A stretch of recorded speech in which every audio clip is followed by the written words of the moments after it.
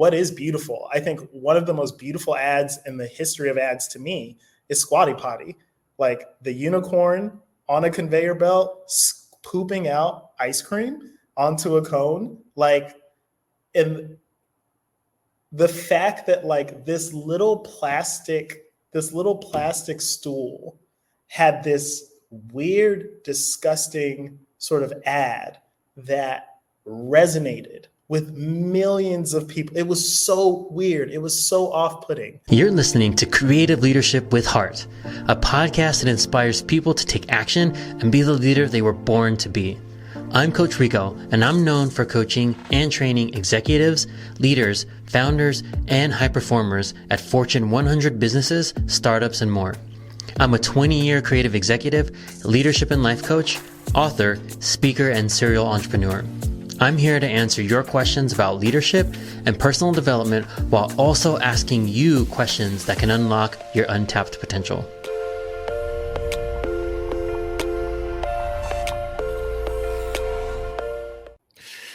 All right, everyone, welcome back to another episode of Creative Leadership with Heart. Today, a good friend of mine, Eric Jackson. He is a growth marketing consultant, formerly of Outschool. That's where we met. Also did some time at Sunbasket and Planned Parenthood, just to name a few. Serial entrepreneur. I don't know if the sweater you're wearing is yours. You still owe me one. But he's now consulting with startups, established businesses, helping them to deploy their own growth strategies. So, Eric, welcome. Hi. I'm like nervous. I talked to you and I worked with you for like a year and a half, but you're so cool. You have like a great podcast voice. And I'm like, okay, let me like show up. Let me sit up in my chair. And yes, this is a sweater that I had, and I do owe you one, and I will get you one. I will get it to you in the next, give me like a month. Give me a month and a half. Yeah, no worries. And I'm going to pay you for it. So, and the podcast voice is all about the mic. Okay. So step it up, AirPods. Jumping right in. So today's show is a little bit of a different perspective, right? Because you, and we talked about this before, you work alongside a lot of creatives. So even though this podcast is called Creative Leadership with a Heart, it's great to get the perspective on how to collaborate with creatives. And you and I worked closely together for our entire time at Outschool. So I've been looking forward to this conversation. But before getting into that, let's get to know you a little bit. What made you get into marketing? What was the moment, or what was the thing that you decided, hey, I'm going to be a marketer? So there are two things. One speaks to my pragmatism, and then the other speaks to my sort of creativity or curiosity. The first is I was in college, and it was freshman year, and I was taking, I'd studied international business because I moved around a whole bunch, and I was like, oh, that'd be cool to like travel the world and do business. But then I saw that I had to take 4 years of a language, and I just am horrible at languages. And so I started looking at the different things under the School of Business because you could transition majors. And as I looked through all of them, I was like, no. And then I came down to marketing and I started thinking of those really cool Target ads that were going back in the day when I was in college many years ago. And I was like, oh, I would love to like create those ads. So marketing, that's the one. Now, looking back, 18-year-old Eric should have understood the difference between marketing and advertising. But I think it's like worked out well because I've gotten to work with people who create those types of cool ads.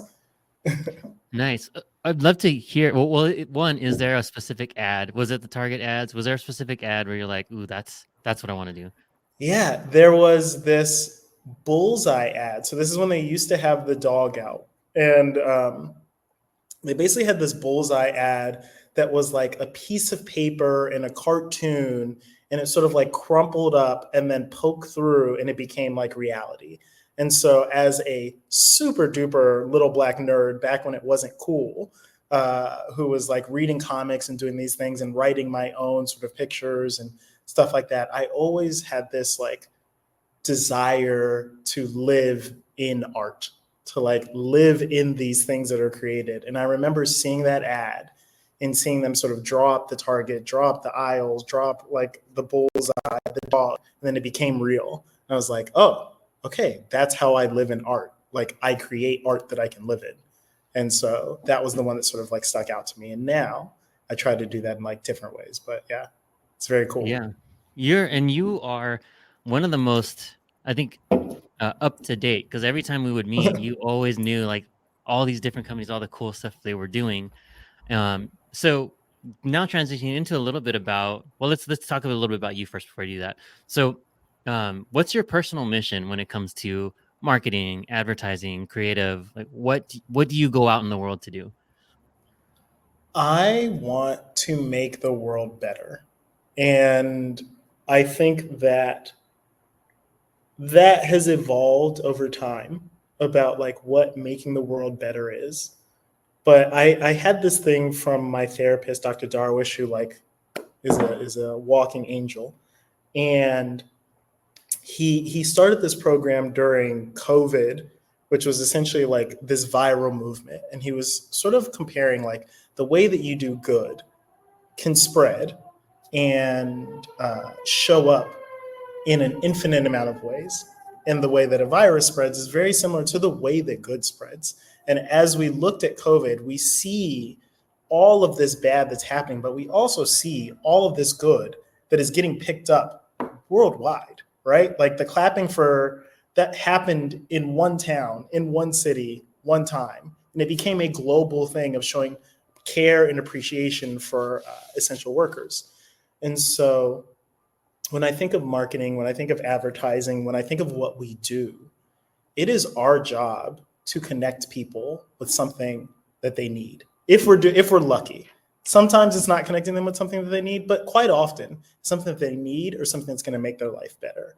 And when we bump up against the noise, the friction, the blockers, I try to take sort of a human or empathetic perspective of that. Is like, when am I open? When do I want to hear? When do I want to like hear this thing, right? Like, not to dig too deep into my personal life, but like I live for therapy. I love therapy, but I wasn't ready for therapy until I had like an ex-girlfriend who was like, you need therapy. Like, you gotta go and you need to go now. And I was like, okay. So at that moment I was ready, and God, I wish I would have been doing it my whole life. And so, similarly, when I think of products like OutSchool, when I think of products like Planned Parenthood, when I think of Sunbasket, when I think of places that I've been really lucky to work, Autolist, et cetera, is that like, you need education, you need time alone, you need a car, you need a meal, you need to sit, you need to breathe, you need to calm down.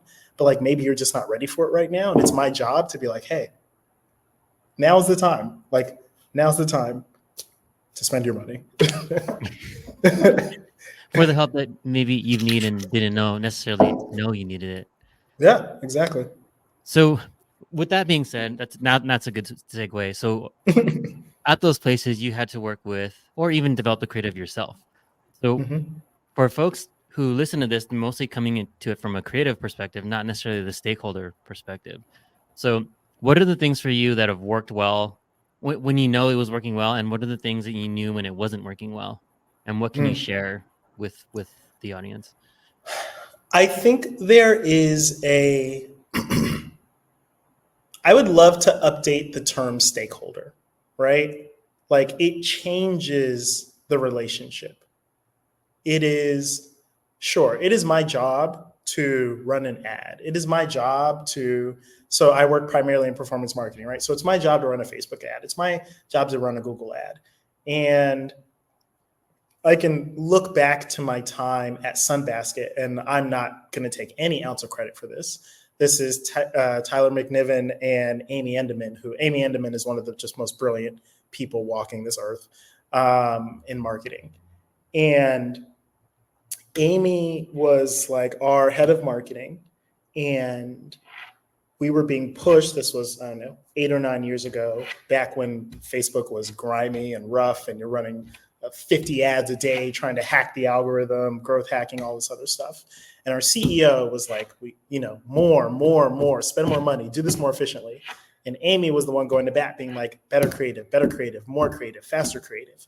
And so we had an organic creative team that was essentially creating stuff on our website, content, videos. It was a food thing. We had beautiful food photography, and we really were building up a brand and a lifestyle.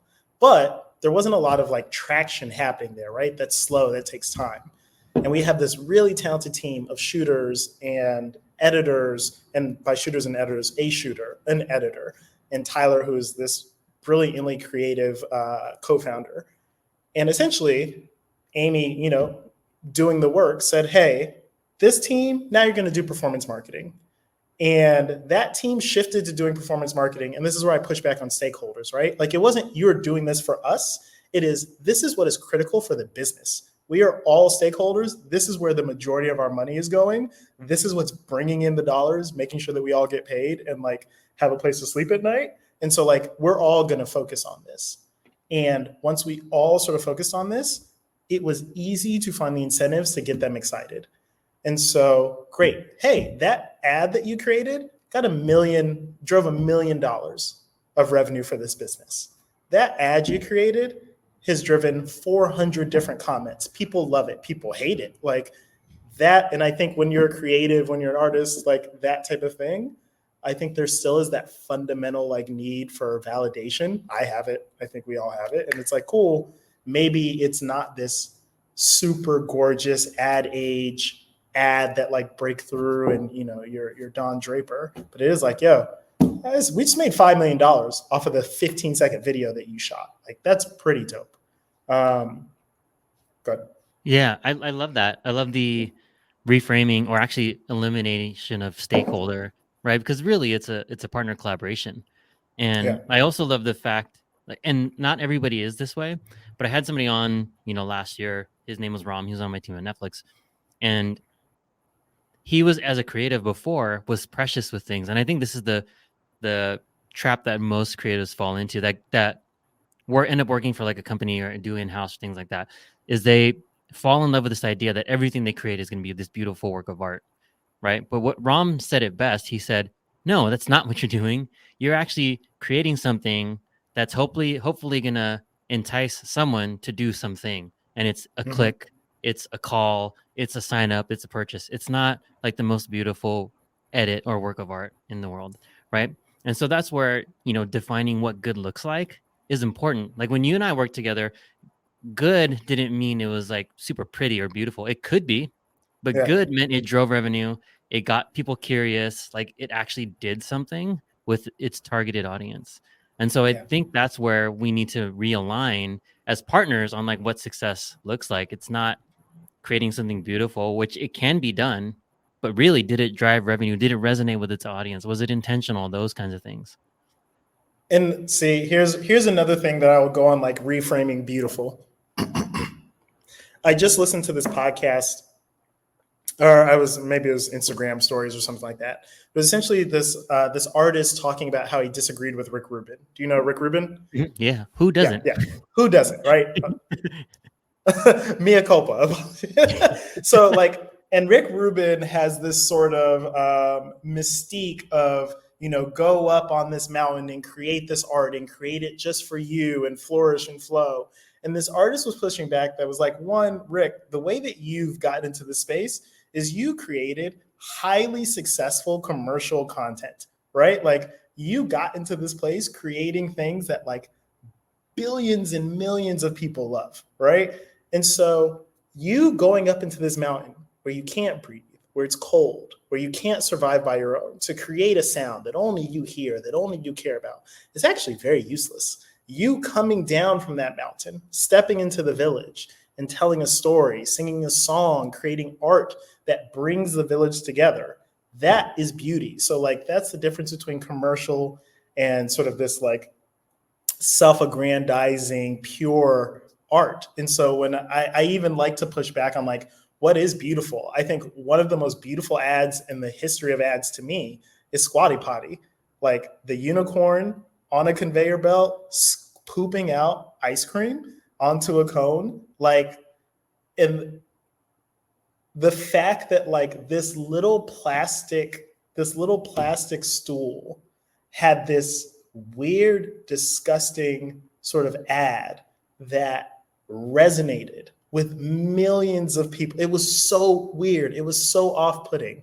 But also think about it, when you get down into the weeds of that, it actually changed the way that a lot of people use the restroom which we've been doing for a very long time since we had toys, of like, hey, this is actually super unhealthy. You should have a stool. You should like, and I bought one. And then I was like, oh, do I need a bidet as well? Like, have I been doing this all wrong? And I was like, great, I've actually been using the restroom wrong. Like, is that not gorgeous? Like, is that not beautiful? Yeah. So that's a great point, right? So for me, beautiful is subjective, and I don't like judging on subjectivity, right? So what I would say with what you said, like that's a common understanding of what good looks like. Another example for me is like the first Dollar Shave Club video. I don't know if you've ever saw it, and like it was like hilarious. It was one of the Yeah. most funny at the time, one of the funniest 1 minute spots on YouTube that you could find, right? Yeah. And so because it was intentional, it created curiosity, like all the things, it hit on all the human emotions that it want to hit on. And I think That that's was that the Harmon brothers? I think that was like the first of the Harmon brothers, which became like a big purple Casper. Like, I think that Dollar Shave Club, that initial one, taught brands for like 3 or 4 years that like you could be funny. And a lot of these like startup D2C brands started running funny stuff like that. We did it at Sunbasket. And so I'll yeah. save that story for a little bit later. But yeah, Yeah. sorry I cut you off. No. Yeah. And so I think it's that, to your point, like what you described is how businesses and how creative teams should define beautiful, right? But people think that there's this, Rick Rubin did it for decades. So whatever he says, he could fart and then be like, oh, Yeah. that's potpourri. You know what I mean? Yeah. So Yeah. right with you. So going back to working with creatives, when have you been most successful, and what is it that you look for in partners? I would say the most successful was at Sunbasket. And I want to like set the tone. Sunbasket was a meal kit company. We came out, Blue Apron was pretty big, but there was a point in time where there was something like 80 to 90 meal kit companies. We were in California. I was there before we even expanded nationally. Working out of a loft in San Francisco, like watching the team cook and not being able to eat the food. So like very, very early. And now you look back and you're like, of course that business is successful. But there was many, many times where like, oh, we don't like, how do we stand out? And so we had basically really, really good food photography. Our difference was like, we make really good food, but like our images of our food are going to be absolutely gorgeous. And they were, but that is not a moat. Taking absolutely gorgeous pictures of food is not a moat. And where there was 50 to 60 other meal kit companies competing, all of them had really beautiful food. And the comments started to be like, these are all the same. These are all different. And so this is the same team that transitioned the organic team to performance. And where I saw it sort of shift, and this is when the relationship was the best, is that we understood each other's incentives and roles. We were all had the exact same incentive. We want performance to be great. The performance team, the creative team that had only done organic, was coming to my team on Monday being like, which ad was the top performer? What was the view through rate? Has our CPA dropped? Like asking those types of critical questions, which I've rarely heard. I don't think I've ever heard from another creative team since. And my team was going to them with like 6 to 7 different ideas around like how we can optimize this creative. And by like me as well, all coming in with different ideas of like, okay, this is how we can like change this, shift this, etc. And it was so symbiotic of just like, we want this to work well. And there was one critical moment. The executive team went on an what's it called? Offsite. And once again, the brilliance of Amy. I think Amy, something about Magic Mike. I'm not going to do the super specifics. She's a mother. She's a wonderful person, but I don't know. Maybe there was something in the car that had her hype. And she came up, or the team came up with this thing called Mr. February. And so during the new year, it's the biggest time for us. And we're doing resolutions, healthy eating, and the majority of people do not make it to February with their resolutions. And so we all sat down and sort of thought through this idea, and they went to go shoot this content. And so they shoot this shirtless wrestler jumping out of a box, doing finger guns, confetti. It's ridiculous. It was ridiculous. And talking, he had the wrestler voice of like, you're going to make it to February, that type of thing. It was so silly. But everyone was so excited. The creative team was excited. The marketing team was excited, or the performance team was excited. We get it all chopped up. We get it out there and it flops. It flops hard. It's so bad. We couldn't get $1 spent behind it. Like bad comments, all those other things, right?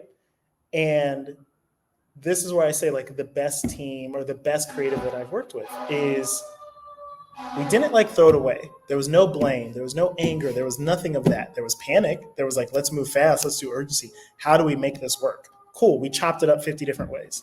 Tried to launch it again. Didn't work. And then we had our Facebook rep, and our Facebook rep came in and was essentially like, hey, you're not doing this right. Like, Facebook is sound off. Shift it this way. Shift it just a bit. We shifted it a bit, $1 million in spend. $1 million in spend in a month. It became the top 3, 4, 5 different iterations of that creative for months. It was the best performing, and is probably a core reason of how the business was able to differentiate itself and sort of survive the meal kit culling that happened.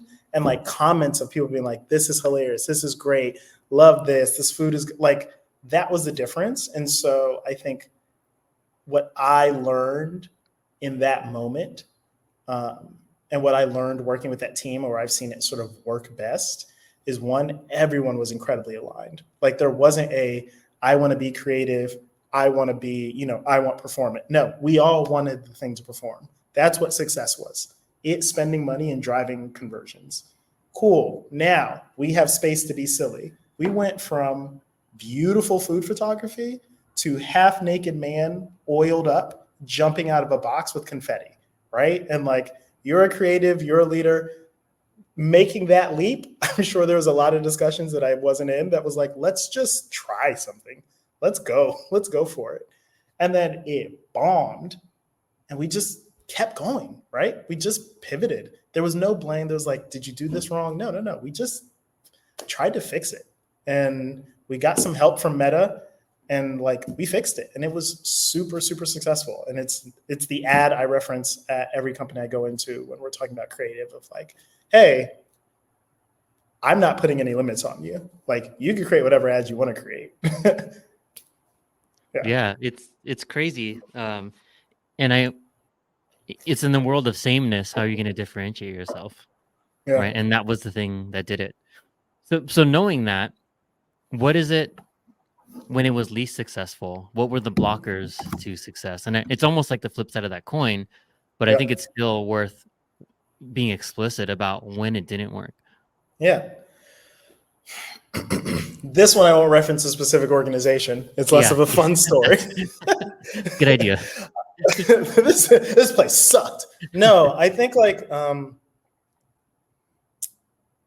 it is that initial, once again, where I push back against stakeholder. There were two totally different goals.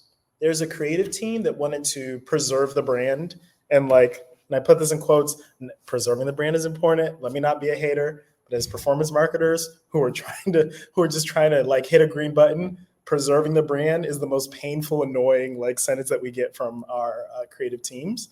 So there's a team that was so rigorous around preserving the brand, and essentially like the leadership on that team took it on as like, we're the brand police. And one, let's not get too political, but like police have not been great for a long time. I don't know why you'd want to sign up to be the popo. Like just, I don't know what that is, but like do your research. You could choose something better. And so like them being the brand police, and now the relationship with this team that is like our lifeblood, it is absolutely essential, is now confrontational. And so everything that we prep, everything that we do, we are going into that meeting essentially being like, ugh, are they going to shoot this down?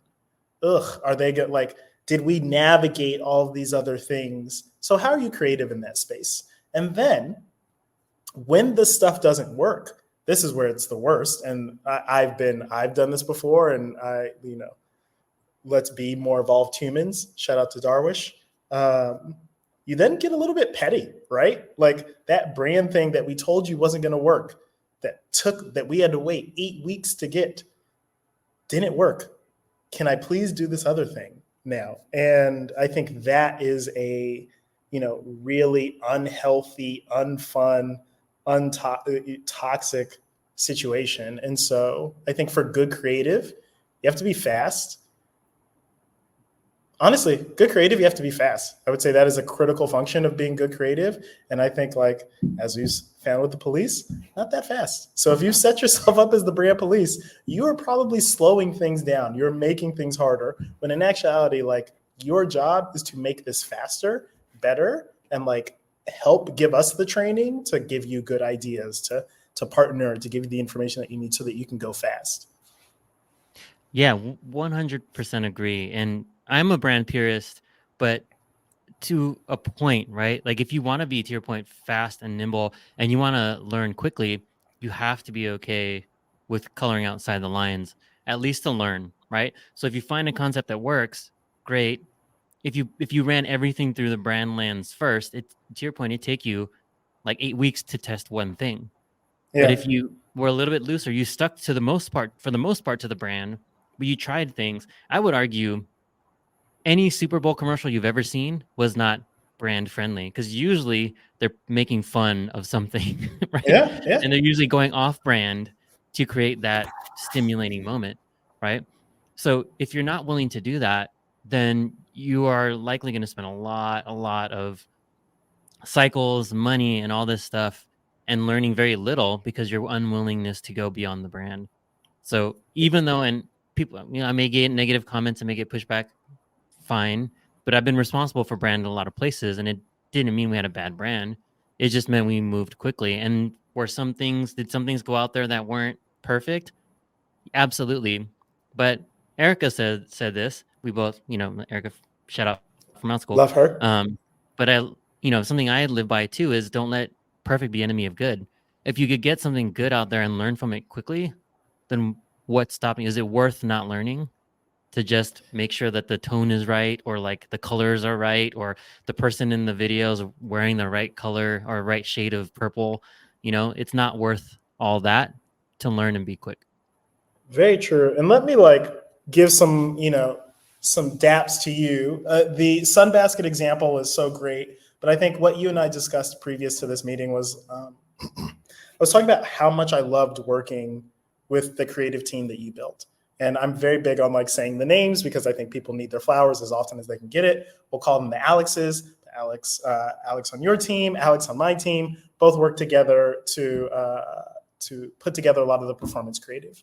And I think one of the things that was, once again, actually incredibly organic at Outschool and with you and the team sort of that you built is you put some real rigor into the SLAs of delivery, but you had less rigor or less constraint on the creativity of the ideas that came out.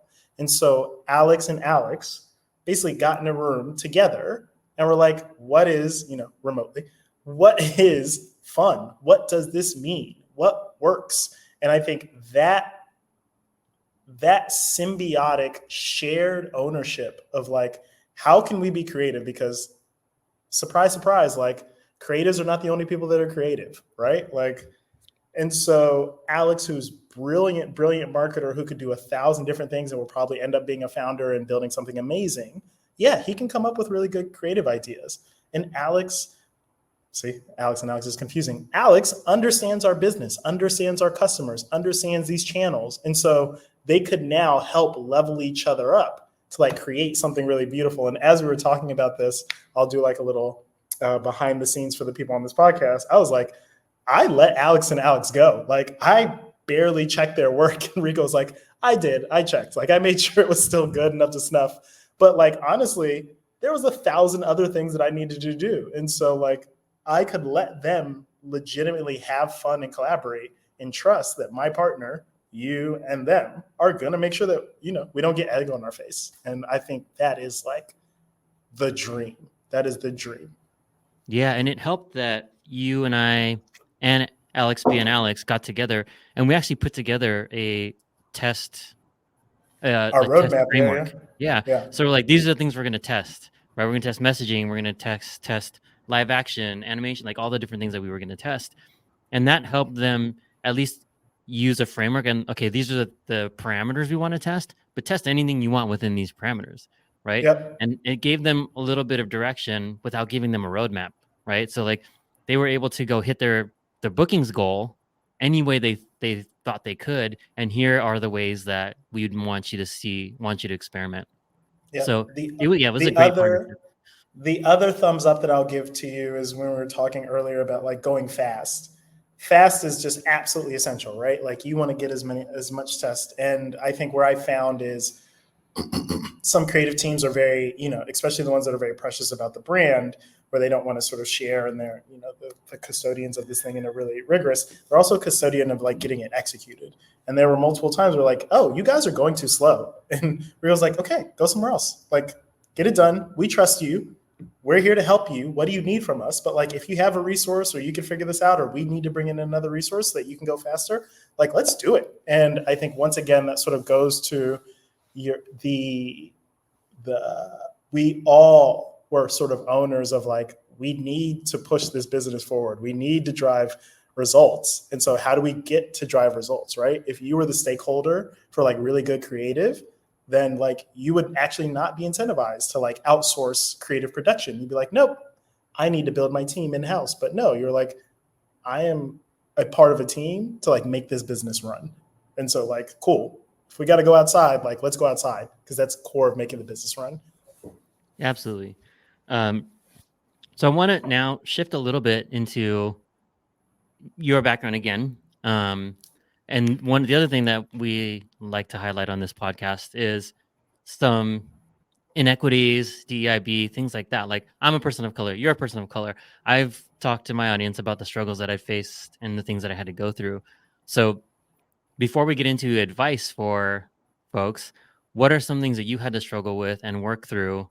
And are there things that you still struggle with today as a person of color trying to navigate this marketing executive landscape? Sure.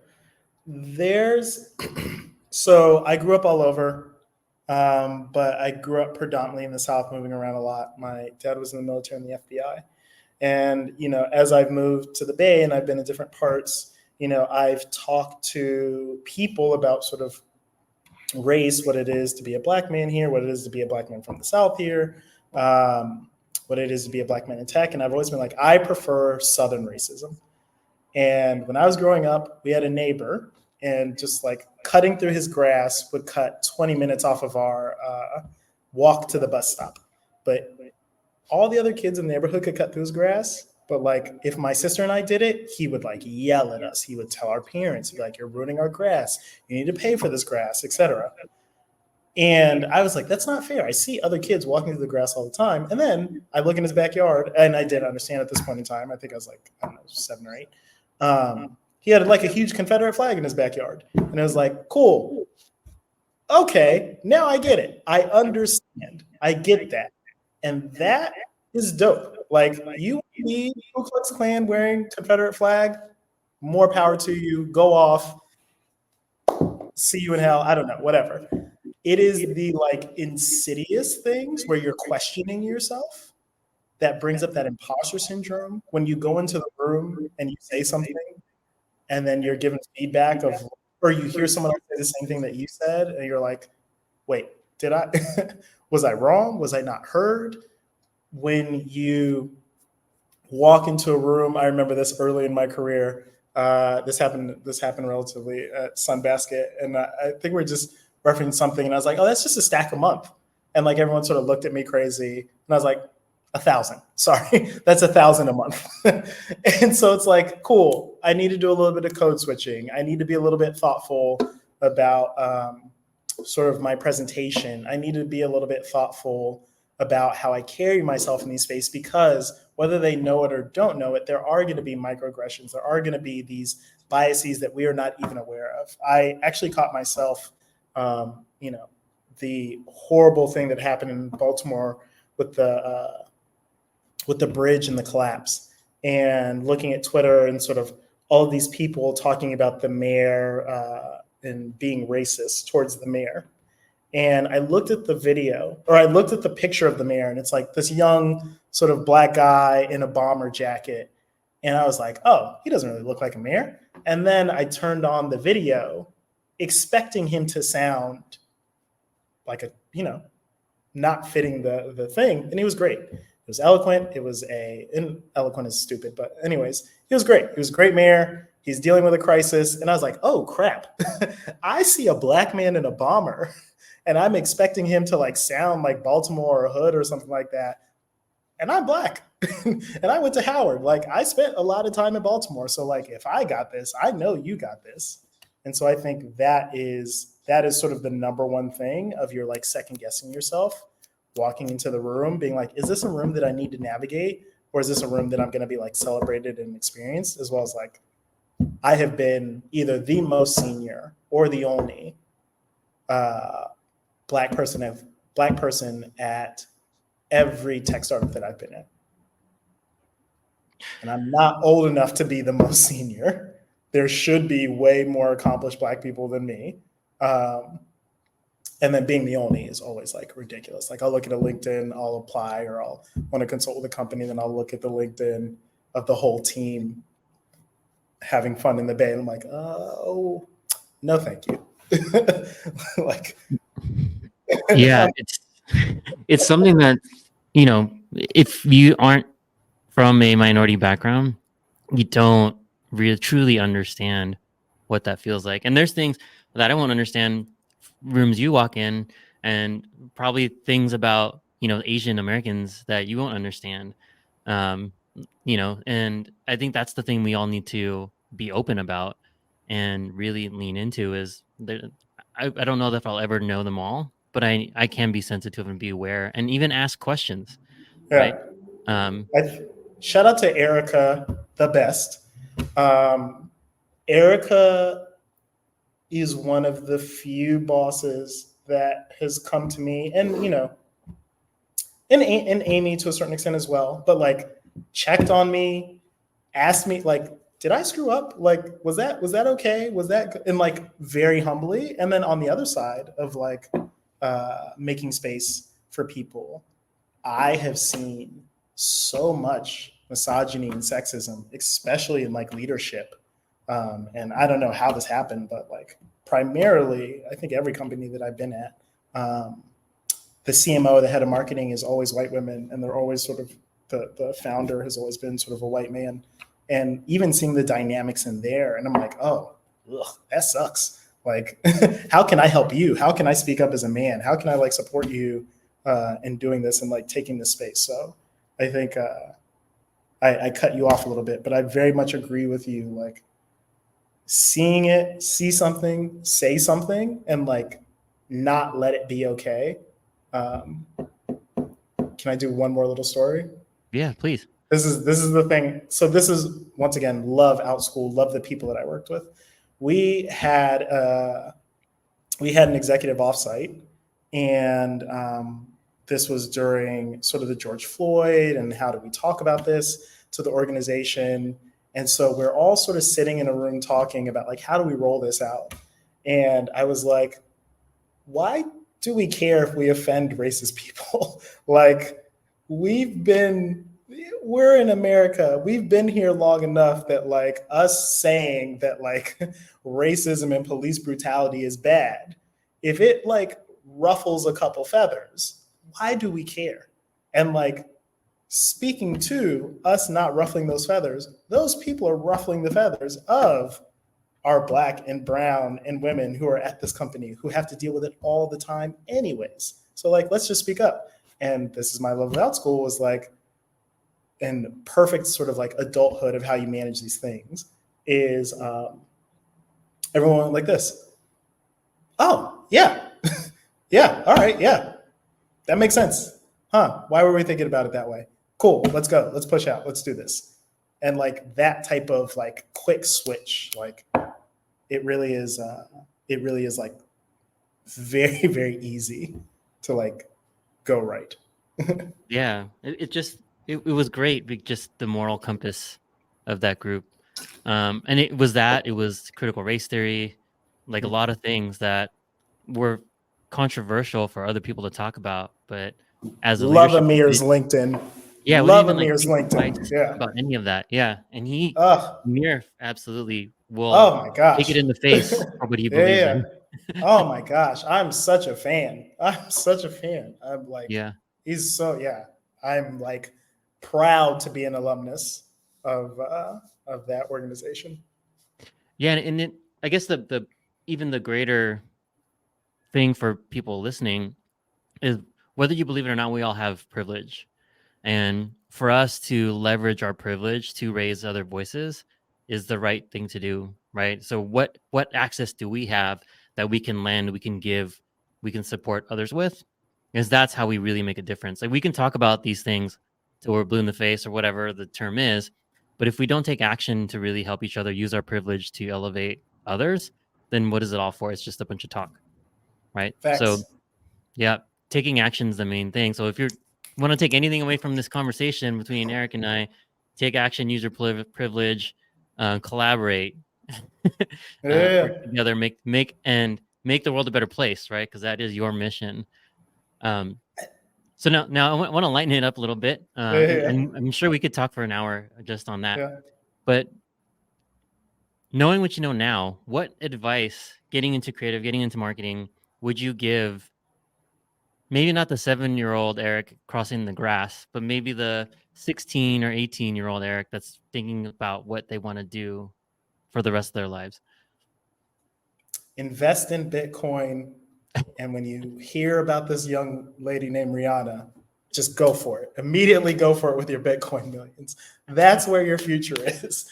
No, I think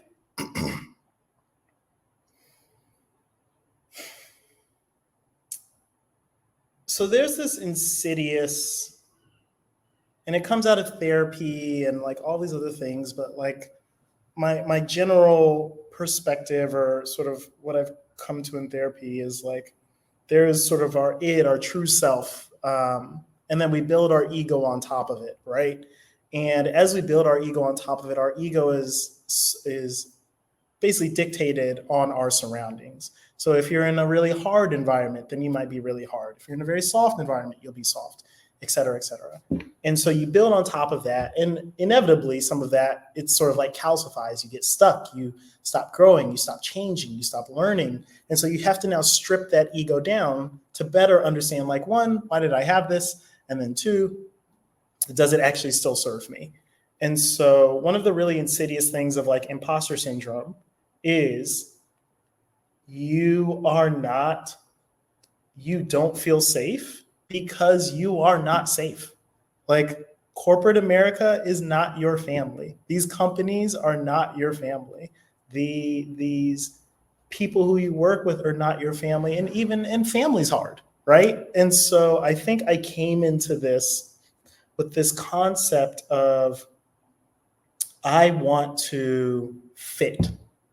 I want to make myself fit into this situation.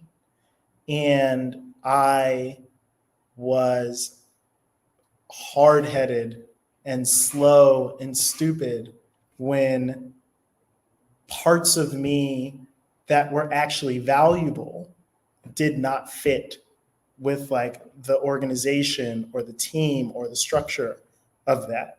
And I was frustrated because I was like, I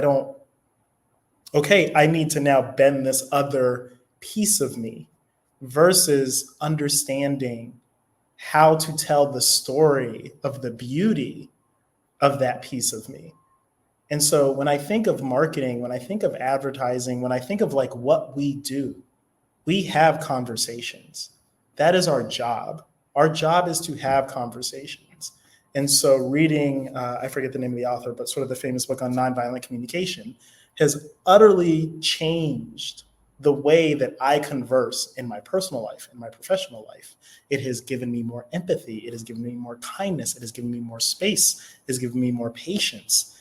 And like that has manifested in my work.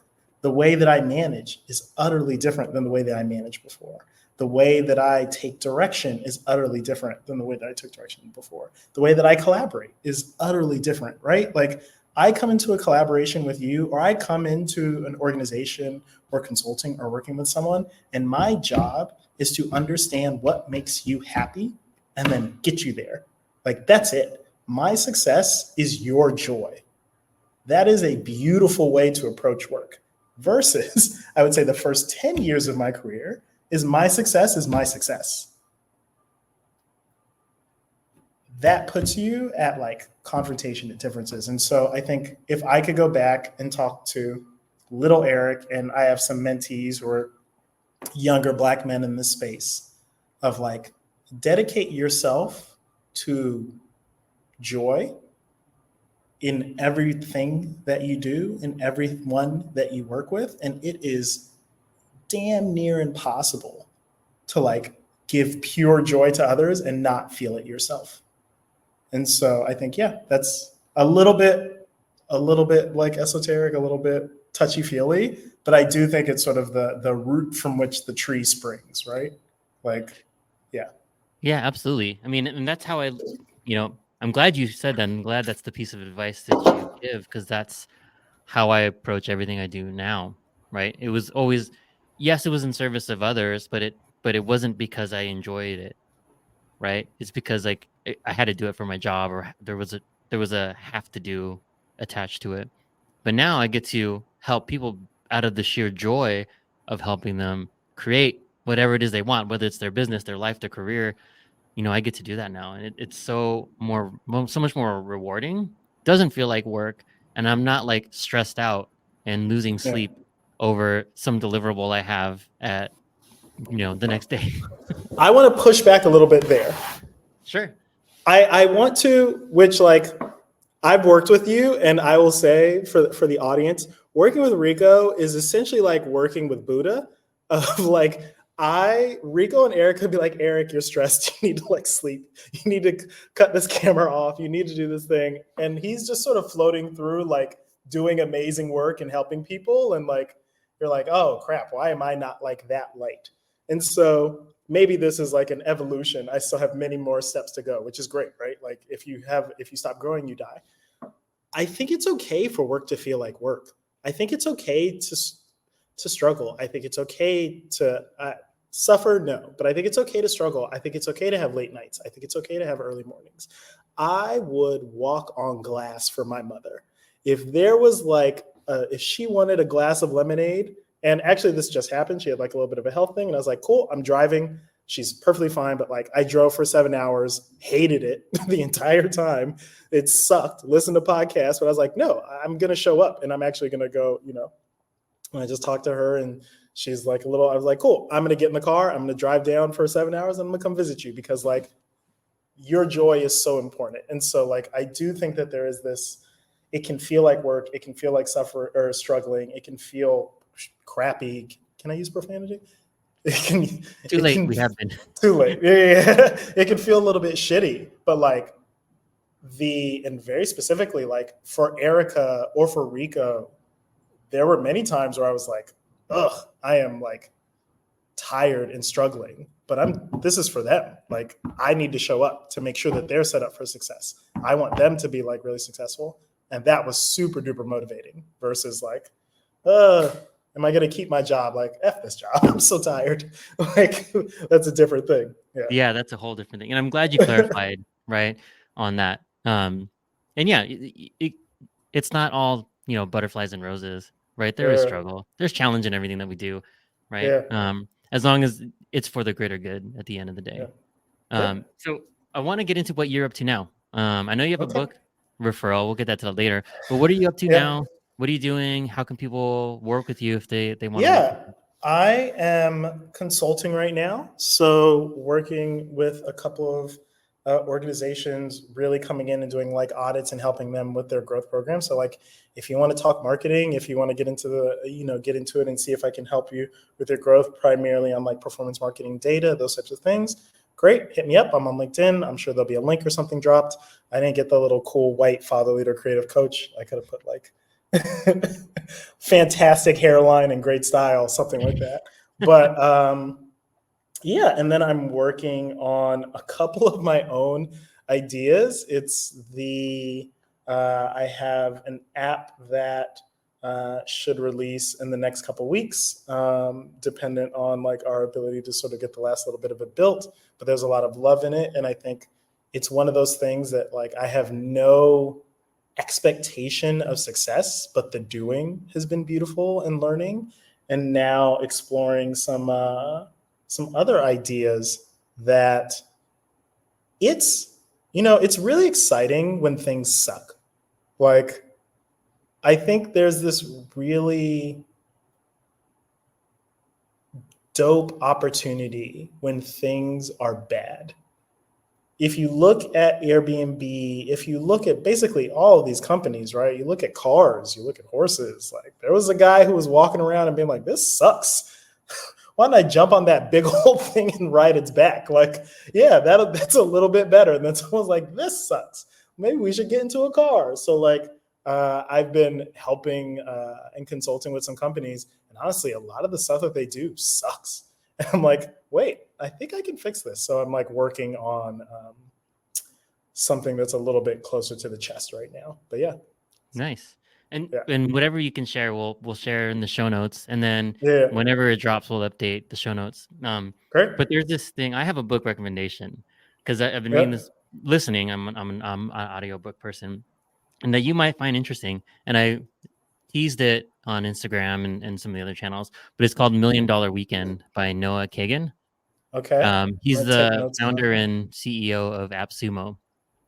So yeah, it's really about, like, you would know this really well. It's using that A/B kind of methodology to test your startup product in Yeah. 48 hours to test its viability, to Oh, actually make sales and get all the things. And one of the questions he asked is, you know, he just sees the world and like all the problems he can solve. yeah. So even just today, what were 3 things that sucked for you today? Those are 3 business ideas, right? So like That's fantastic. that's Yeah. as quick as you can do it. And then a way to test it is call your friends, call 10 people, and if they will Venmo you $1 to say like, yeah, I'll buy this product from you. Like, say it's like you don't want to go to the gym by yourself, so you have this app that'll pair you with someone to go to the gym with, right? Yeah. If you call 10 people and they say, oh yeah, here's $1 if you match me with somebody to go to the gym with, and now Yeah. you've proven that people will pay you for something, and then you go build it, right? So That's and if you that's can't actually get, fantastic. Yeah. yeah, and if you can't get like $100 in 48 hours, then this is probably not a good, that's not probably not a viable business idea. Okay. Well, now I have to get the book this weekend and then try next weekend, and you'll be one of the people I text. Yeah.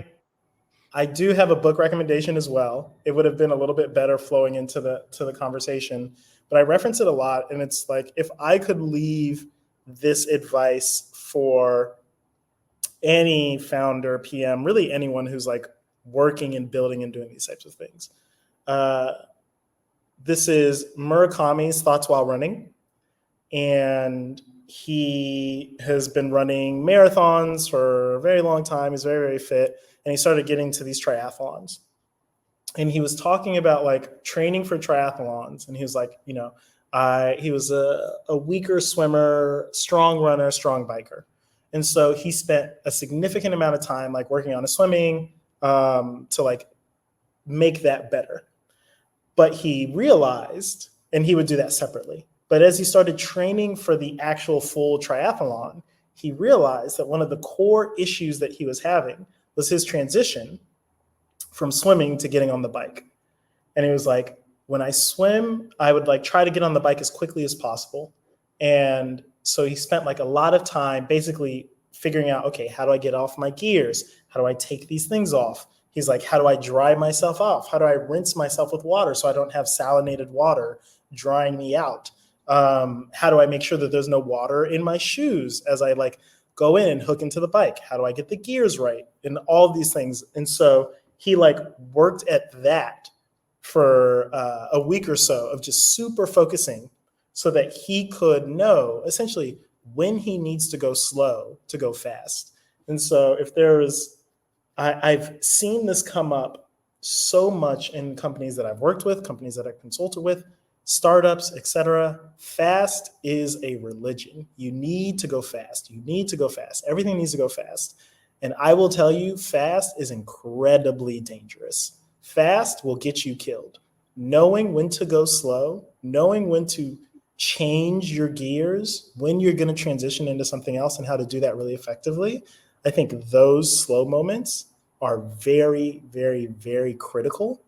And the way, the how is, I think, where you go slow, not the what, the how is the sort of major opportunity. So when I am consulting and doing that work, quite often the rubber hits the road of I'm like, hey, I know you want to go fast, but you actually need to slow down because how we're doing this can be improved 300% if we take an extra 3 weeks. Or we could keep going and we could do it 10 times. And there are founders who are like, great, let's do it 10 times and we'll get to the same thing. I'm like, that comes with exhaustion, blah, blah, blah. So that's my book recommendation. I'm just a big fan of like, slow down. Not all the time, but finding when to slow down is like absolutely critical. Yeah, that's great. I mean, you hear, so it is cliche. Sometimes you have to you slow down to go fast, right? But there's some weight behind. That's why it's a cliche because there's some truth to it, right? It's very true. I absolutely agree with it. And anyone who wants to pick that up, I'll link both of these books in the show notes. So we'll for sure get those recommendations out.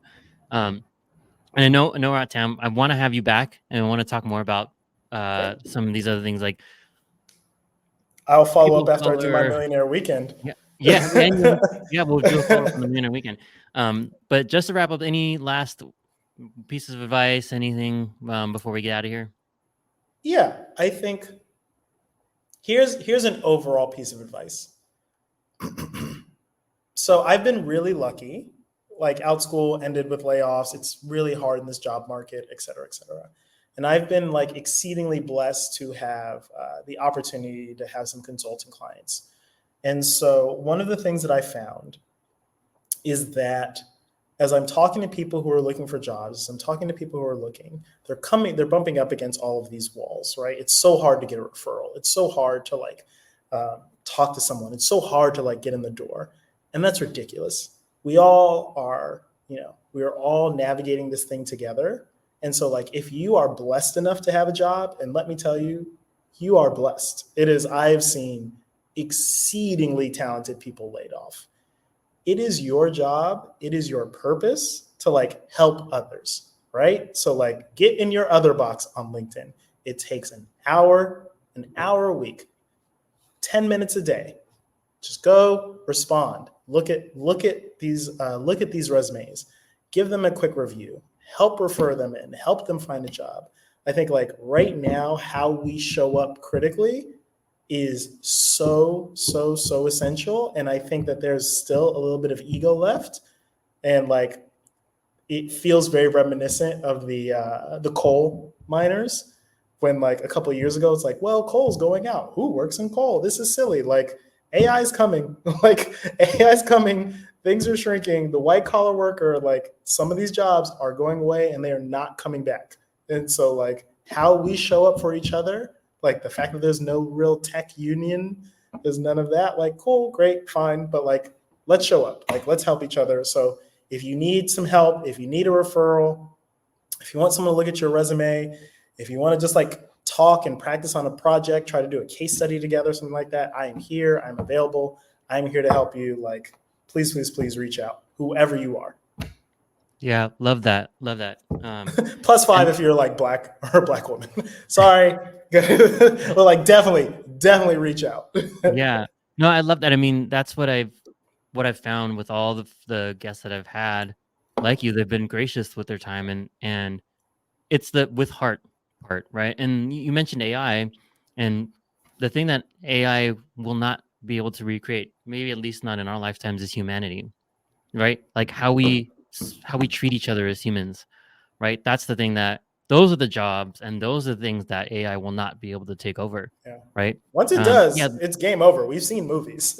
Like once AI creates humanity, it's a wrap. We're out the door anyways. Now we're in the Terminator Salvation right. life. Um, but yeah, so like that's the thing, and I'm glad you put yourself out there. I'm always out there for anyone who needs help, support, whatever you need. We're just an email, DM, a message away. Don't be shy. Don't be afraid. Like, we're here to help. So on that Absolutely. note, thank you, Eric, for taking the time to Thank be here, you. and walking us through all the stuff. It was amazing. Thank you all for listening. This has been another episode of Creative Leadership with Heart. Reach out to Eric if you need some. I'm always here for you. RicoNasal.com. Take care. See you next time. See ya. Thanks for listening to this episode of Creative Leadership with Heart.